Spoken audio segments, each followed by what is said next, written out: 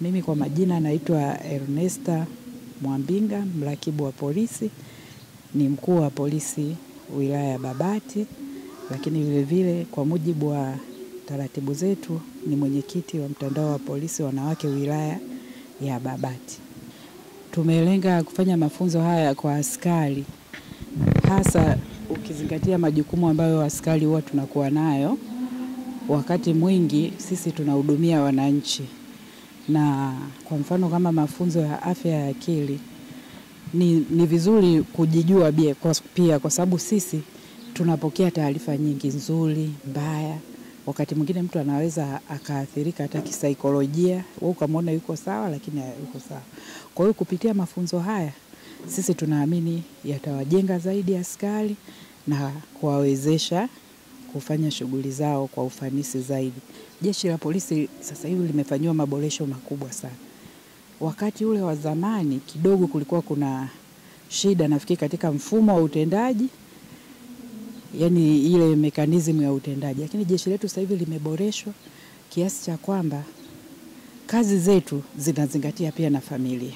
Na mambo mengi hata katika utendaji, mipango kazi yetu tunazingatia kwamba hawa watu pia wana familia. Kwa hiyo majukumu yetu ya kazi yanaendana pamoja kuhakikisha kwamba tunakuwa na familia ambazo zilizo bora.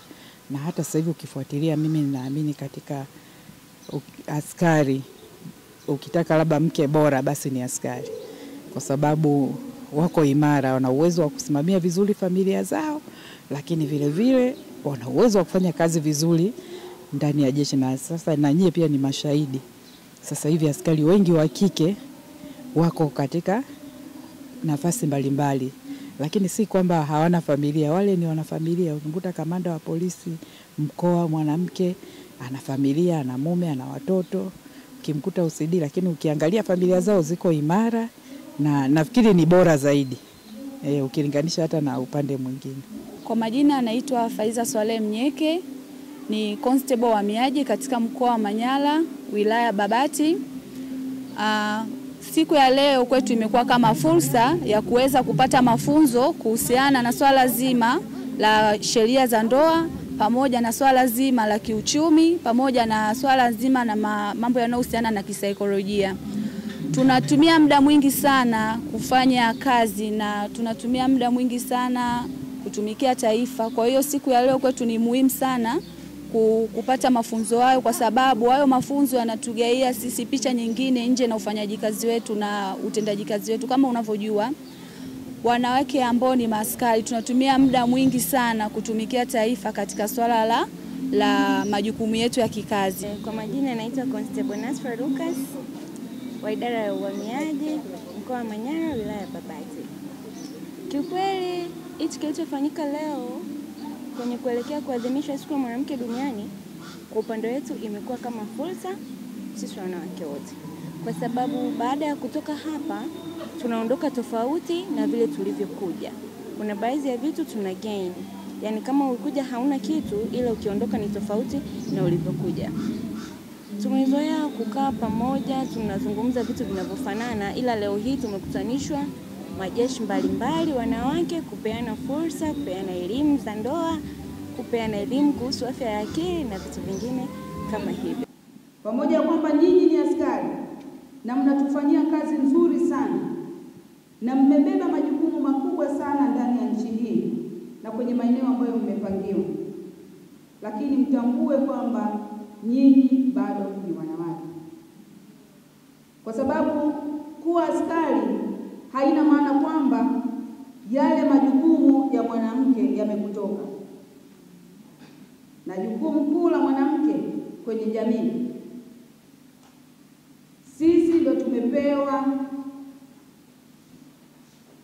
jukumu kubwa na Mwenyezi Mungu la kuwa walezi wa familia na jamii kwa ujumla. Nikisema familia na jamii kwa ujumla, kwetu sisi kwa utamaduni wetu wa Kiafrika mnaelewa. Na hasa kwa wale ambao tayari wameshaingia kwenye ndoa wanaelewa zaidi. Ukisha kuwa mama umeolewa, wewe ni mlezi wa ile familia ya kwako na familia ya kule ulikoolewa. Lakini pia wewe ni mlezi wa familia yako, wewe ndio nguzo ya familia yako. Kuna wengine mmeolewa na askari, kuna wengine mmeolewa na raia. Labda wale walioolewa na raia na walioolewa na askari, changamoto zenu zinaweza kuwa tofauti, lakini nyinyi wote mmeolewa. Na dodoso zangu chache za hapa na pale zinanionyesha kwamba askari wengi ndoa zinakuwa hazidumu, na wale na jinsi unapozidi kwenda juu, riski ya ndoa kuvurugika inakuwa kubwa. Uongo kweli? Jinsi unapopanda, riski ya ndoa yako kuvurugika inakuwa kubwa. Na hii sio kwa sababu unakuwa ni mama mbaya au hukulelewa vibaya. Wakati mwingine ni kwa sababu ya majukumu ambayo mmepata ya ulinzi wa taifa letu. Sasa ninachotaka kuwashauri, maana leo tuko hapa kushauriana, si ndio? Kwa sababu tunatamani muwe askari lakini muwe mama, yaani muweze kubalance. Kwa sababu mwisho wa siku ukishamaliza kazi yako ya uaskari, utakaa nyumbani na utahitaji watoto na wajukuu pale nyumbani, si ndio? Sasa ndoa ikivurugika na familia ikivurugika inakuwa. Na nimefurahi sana kuona kwamba mtaongea sheria ya ndoa, sheria ya mirathi na ndoa. Sasa labda atakayekuja hospitali atakao mtaalamu akawapitisha tu kwenye sheria, lakini ndoa haina formula. Na mimi sasa naongea kama mama na mwanamke mwenzenu. Na mimi ni mke na ni mama wa watoto wawili. Na wakati mwingine kazi zetu ma-DC kidogo zinaendana na zenu, kwa sababu wote tunaongelea kwenye nani hilo. Kwa sababu mimi nikishapokea lazima nikuamshe wewe, au wewe ukipokea OCD pale lazima aniamshe.